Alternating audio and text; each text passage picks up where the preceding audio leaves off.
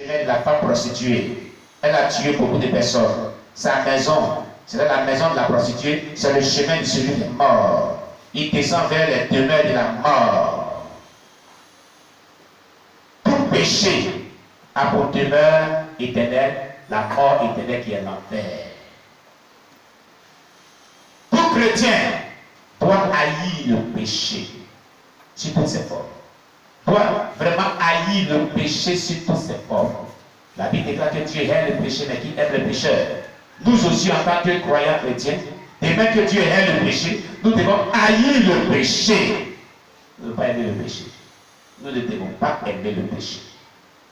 Aujourd'hui, les assemblées chrétiennes aujourd'hui sont remplies des jeunes gens qui vivent dans l'impudicité, les chantres qui vivent dans l'impudicité, les choristes qui vivent dans l'adultère, dans l'impudicité, des pasteurs qui couchent avec les jeunes sœurs, des mamans.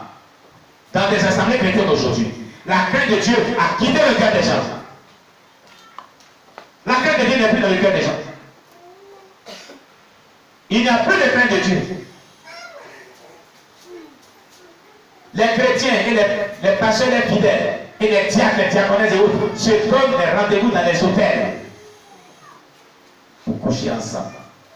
La fornication passe en plein.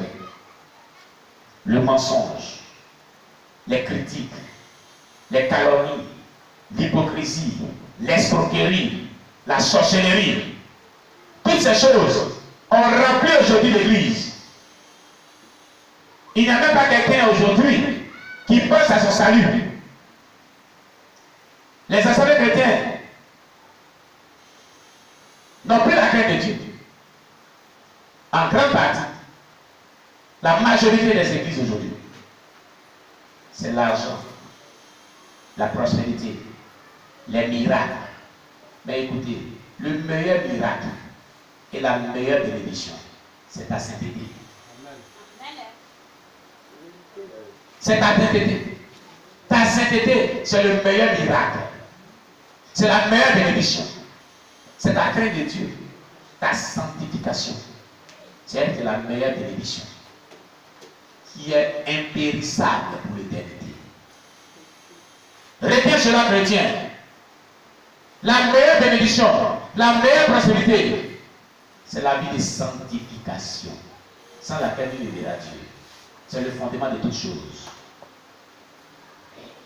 Toi qui es dans une église où les gens ne sont pas débrouillés, où les gens vivent dans le péché, où vraiment la sainteté n'est pas prêchée, de la première prédication jusqu'à la dernière prédication de décembre, on ne parlera jamais de l'évangile. On ne dénoncera jamais le péché.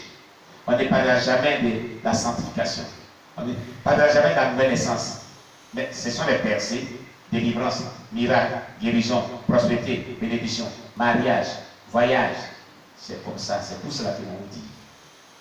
Mais et alors, on aura reçu toutes ces choses-là. Et si notre âme finit en enfer? Et alors? Et alors? Alléluia! Répentons-nous! Jésus-Christ est à la porte.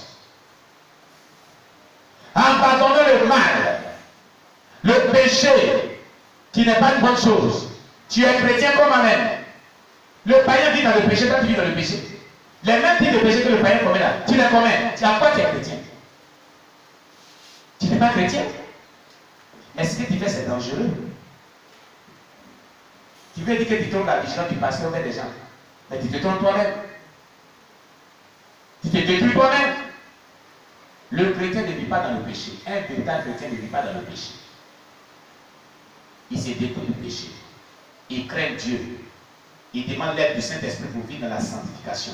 Il marche selon la parole de Dieu. Et sa vie est un exemple, est un modèle à suivre. Quand on regarde sa vie, lui là, c'est vraiment un chrétien.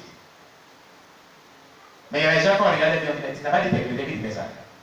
Vous n'avez jamais entendu les païens parler comme ça. Toi, tu n'as pas dit que tu es chrétien, voilà ce que tu fais. Ça veut dire que ce type de chrétien-là, il a déçu. Il a déçu la parole de Dieu. Il a déçu le ciel. Il s'est compromis dans le péché. Le salaire du péché, c'est l'enfer. Répentons-nous tous Toi qui vis dans le péché par habitude, écoute très bien ce que la Bible dit. Amen. Amen. Amen. Amen. Proverbe chapitre 9, verset 13 à 18. Proverbe chapitre 9, verset 13 à 18. La Bible dit, la folie est une femme bruyante. La folie est une femme bruyante. Stupide et ne sachant rien. La folie est une femme bruyante, stupide et ne sachant rien. Elle s'assit à l'entrée de sa maison, sur un siège dans les hauteurs de la ville, pour crier aux passants qui vont droit, qui vont droit leur chemin, que celui qui est stupide entre ici. Elle dit à celui qui est dépourvu de sens, les eaux dérobées sont douces et le gain du mystère est agréable. Et il ne sait pas que là sont les morts et que ses invités sont dans les vallées du séjour des morts. Tu comprends? Ses invités sont dans la vallée du séjour des morts, ce qui est l'enfer. Tu comprends? La folie. La folie. La folie de la jeunesse. La folie de la jeunesse. Dans Ecclésiaste, la Bible dit, jeune homme, régis-toi. Lis ton cœur à la vérité. Fais tout ce que tu veux. Mais sache que pour tout cela, Dieu t'appellera en jugement. La Bible d'Ecclésiaste. C'est la folie de la jeunesse. Arrivé l'âge de la folie de la jeunesse, les jeunes gens se croient permis toutes choses. Mais écoutez, tout acte que tu poses a des conséquences qui déterminera ton futur, ton lendemain. Aujourd'hui, pourquoi on souffre? C'est parce qu'on a fait les choses dans le passé qui a déterminé aujourd'hui notre futur d'aujourd'hui. Toute attitude, toute conduite que tu as détermine ce que ta vie sera dans le futur. Donc si tu es présentement, tu vis mal, tu es en train de programmer le malheur pour toi dans le futur, la mauvaise vie pour toi dans le futur, la malédiction pour toi dans le futur, l'enfer pour toi dans le futur.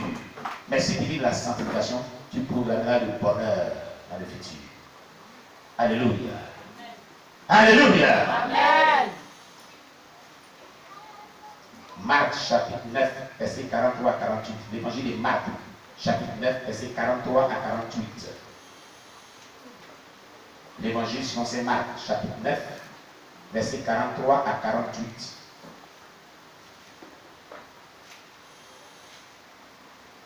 Il est déclaré dans le de l'évangile chapitre 9, Marc chapitre 9, verset 43 à 48. Amen. Si ta main est pour toi une occasion de chute, coupe-la.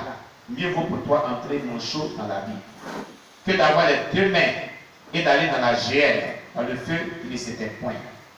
Si ton pied est pour toi une occasion de chute, coupe-le. Mieux vaut pour toi entrer droit dans la vie que d'avoir les deux pieds et d'être jeté dans la géhenne, dans le feu qui ne s'éteint point. Et si ton œil est pour toi une occasion de chute, arrache-le. Mieux vaut pour toi entrer dans le royaume de Dieu n'ayant qu'un œil que d'avoir deux yeux et d'être jeté dans la géhenne où les vers ne meurent point et où le feu ne s'éteint point. Car tout homme, bon, ma vie au verset 48. Amen. Le feu qui ne s'éteint point. Dans le verset 44 dit que d'avoir les deux mains et d'aller dans la géhenne, dans le feu qui ne s'éteint point. Le feu qui ne s'éteint point, c'est l'enfer. La géhenne, c'est l'enfer. Là où il y a les vers qui ne meurent point, c'est l'enfer. Et c'est pourquoi nos bien-aimés qui ont expérimenté le ciel et l'enfer ont vu des vers qui sont en train de torturer les gens en enfer. Voilà pourquoi nous disons que l'expérience qu'ils ont vécue, c'est vraiment réel. Les vers qui ne meurent point, mordent les gens en enfer. Et ces vers-là ne sont pas comme les vers que nous voyons aujourd'hui. Ils sont tellement longs. Ils sont nombreux. Et il y a les asticots qui sont dans les nez, les yeux des gens. Les vers là rentrent à coup. Où on ne va pas rentrer. Bouffent la chair des gens. Beaucoup ont expérimenté l'enfer. Ils sont morts de soucis. Ils ont dit ça ici. On a invité certaines personnes ici. On a fait programme avec elles ici. Elles ont dit c'est qu'elles ont vécu en enfer ici. Ils sont passés ici sur nos chaînes YouTube. On a fait programme. L'année sont passées ici. Alléluia. L'enfer exige. Répands-toi. Toi qui vis encore dans le péché. Il n'est pas encore trop tard. Tu peux te ressaisir. Jésus-Christ dit, il y a de la joie dans le ciel pour un pécheur qui se répand de ses péchés. Tu peux être sauvé maintenant. Rien n'est temps pour toi. Tout ce que tu fais dans le secret n'est pas bon, abandonne. Jésus va t'accueillir. Luc chapitre 22. Du chapitre 22, chapitre 28. On ne va pas lire cela. Mais nous allons prendre Apocalypse chapitre 20. Apocalypse chapitre 13. Apocalypse chapitre 5. Apocalypse chapitre 21, verset 8. On va prendre 21, verset 8. Amen. Apocalypse chapitre 21, verset 8. Nous dit ceci. Mais pour les lâches, les incrédules, les abominables, les meurtriers, les impudiques, les enchanteurs, les idolâtres et tous les menteurs, leur part sera dans les temps ardents de feu et de souffle, ce qui est la seconde mort. Les temps ardents de feu et de souffle, c'est la seconde mort qu'on appelle l'enfer. Tous ceux qui commettent de tels péchés et toutes sortes de péchés non repentants iront en enfer. C'est ce que dit la Bible. Bien aimé, pour ce jour, je vais m'arrêter là. Dimanche prochain, si Dieu nous fait grâce, nous verrons donc la suite de ce merveilleux sujet, l'enfer. Que le nom de Dieu soit béni. Acclame le Seigneur Jésus-Christ.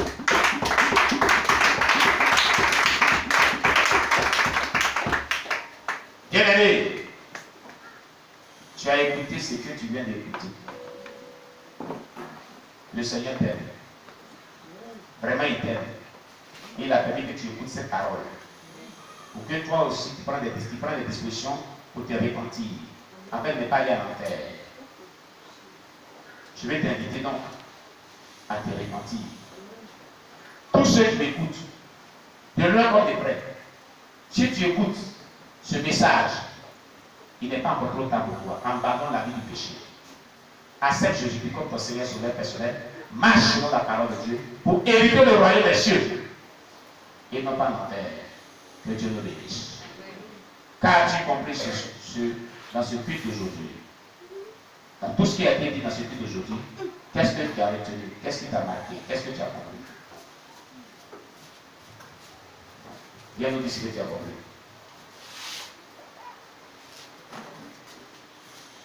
Qu'est-ce que tu as retenu? Qu'est-ce que tu as compris? Oui?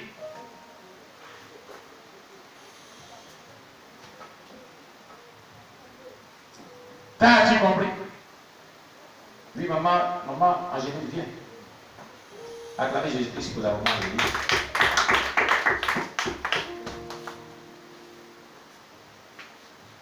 Shalom, shalom. Oui. Pour moi, ce que j'ai compris, c'est que vraiment nous devons se repentir sincèrement. Pour venir de derrière. Nous devons se repentir sincèrement et pour vivre dans la sanctification même véritablement. Abandonner tout ce qui est péché, tout ce qui est du monde. Et aller dire aussi à nos parents que le message de la sanctification, c'est la vérité. C'est réel. Et que si personne, ceux qui ne se dépouillent pas, ils ne pourront pas être enlevés. Et le dépouillement aussi, ce n'est pas le corps seulement, le cœur. Le cœur. Tout. Donc vraiment, il faut que nous qui sommes ici, on fasse un effort pour se dépouiller véritablement de corps à esprit, pour ne pas qu'on puisse rater l'enlèvement. C'est ce que j'ai compris. Amen. Encore, je voulais encore demander pardon à Dieu et me repentir parce que lorsque papa parlait, je me suis rappelé. Quand je devais quitter la maison, il y avait une dame qui est venue me voir. Oui. Puisque moi-même de nature, c'est comme ça. À chaque fois, les gens viennent me demander des choses à boire frais. Il y a des gens qui ne me connaissent pas. Ils disent, ah, j'ai faim. Et puis il a donné du riz.